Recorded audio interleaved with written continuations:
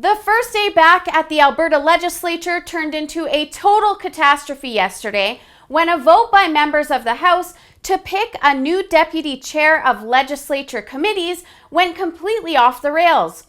NDP MLA Heather Sweet was up against Wild Rose MLA Prasad Panda for the spot. And since the NDP have a majority with 54 MLAs, it should have been a relatively easy win. But according to Wild Rose House Leader Nathan Cooper, much to the shock and delight of the official opposition, it looked like it was going to be a tight vote since only about 30 NDP members showed up in the chamber to cast a ballot. Which would mean that if all 33 members of the opposition parties were in attendance and voted for Panda, he likely would have won. The calamity ensued when Brian Mason, who by his own account pushed his way past 2 secondary school-aged pages after rushing from a meeting upon discovering the chamber had been barred, as per tradition when voting has commenced. These are the rules, but Mason, along with several NDP members that were tardy, flooded into the chamber to take their seats anyways.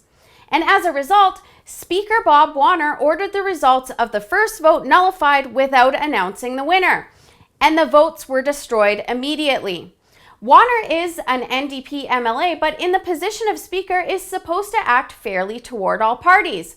Instead of announcing the first winner, which may have been Panda, he called for a second vote and asked those that had entered late to leave voluntarily.